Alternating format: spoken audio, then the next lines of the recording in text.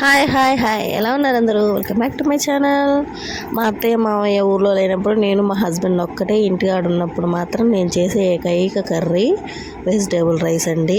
ఎందుకంటే అదే సింపుల్గా అయిపోతుంది. అలా అని నేను ఎప్పుడు అదే చేయను. మంత్లీ అంటే ఎప్పుడైనా ఒకసారి లేనప్పుడు మాత్రం నేను ఇంకా ఈజీగా అయిపోతుంది అనేసి వెజిటేబుల్ రైస్ అయితే చేస్తాను.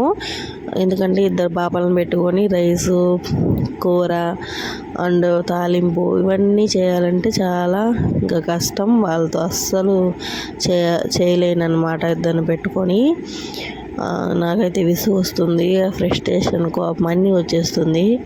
ఇంకా అందుకని సింపుల్గా వెజిటేబుల్ రైస్ అయితే చేస్తున్నాను. అందుకోసమని బీన్స్ లేదు, బీన్స్ వేస్తే బాగుండు అనుకున్నాను. క్యారెట్ అయితే ఉంది, ఇంకా ఆలుగడ్డ వెళ్ళి తీసుకొచ్చాను.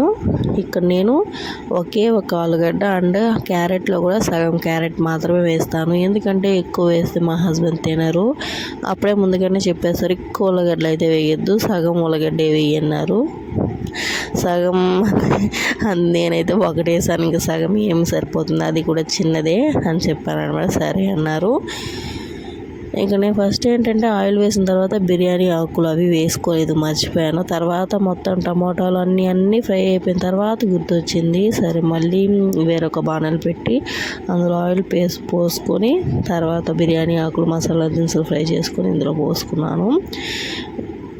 మర్చిపోతూ ఉంటాను. ఇంకా ఫ్రస్ట్రేషన్, ఇద్దరు పిల్లలతో ఫ్రస్ట్రేషన్ అనమాట. అందుకని ఏం చేయాలి, ఎలా చేయాలి అనేది మర్చిపోతూ ఉంటాను. తర్వాత మళ్ళీ గుర్తొస్తూ ఉంటుంది.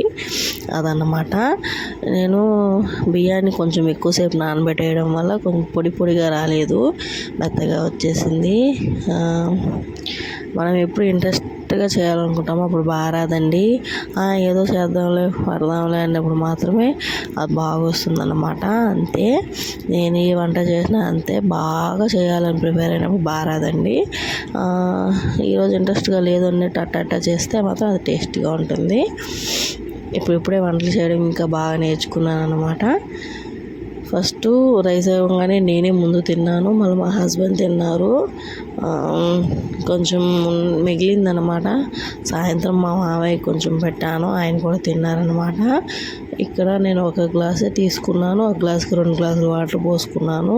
కొంచెం తగ్గించుంటే బాగుండేది, వాటర్ పొడిగా వచ్చి ఉంటుంది. సరే ఈసారి ట్రై చేసినప్పుడు మాత్రం అలాగే చేద్దాం అనుకుంటున్నాను. ఇంకా మీరు ఇంట్లో ఎవరు లేనప్పుడు, పిల్లల్ని పెట్టుకునే వాళ్ళు లేనప్పుడు ఎలాంటి రెసిపీస్ చేసుకుంటారో నాకైతే కామెంట్ చేయండి. నేను ఫస్ట్ చేసే రెసిపీ ఈ వెజిటేబుల్ రైస్, లేకపోతే టమోటా రైసు, అంతే అండి. ఇంకా ఎక్కువ టైం ఉంది అనుకుంటే టైం ఎక్కువ తీసుకుని మాత్రం అప్పుడు కర్రీసు, తాలింపులు ఇవి చేసుకుంటాను. అంతే, ఇంకా టైం లేనన్నప్పుడు మాత్రం ఇలాగే చేసేస్తూ ఉంటాను. అదే చెప్పాను కదా, ఈరోజు వెజిటేబుల్ రైస్ అంటే ఇంక అందరికీ తెలిసిందే కాబట్టి కామన్ ప్రాసెస్ అంతా. ఇంకా మీరు ఎలా చేసుకుంటారు అనేది నాకైతే కామెంట్ చేసి చెప్పండి ఫ్రెండ్స్. అంతే ఈ వీడియో. బాయ్.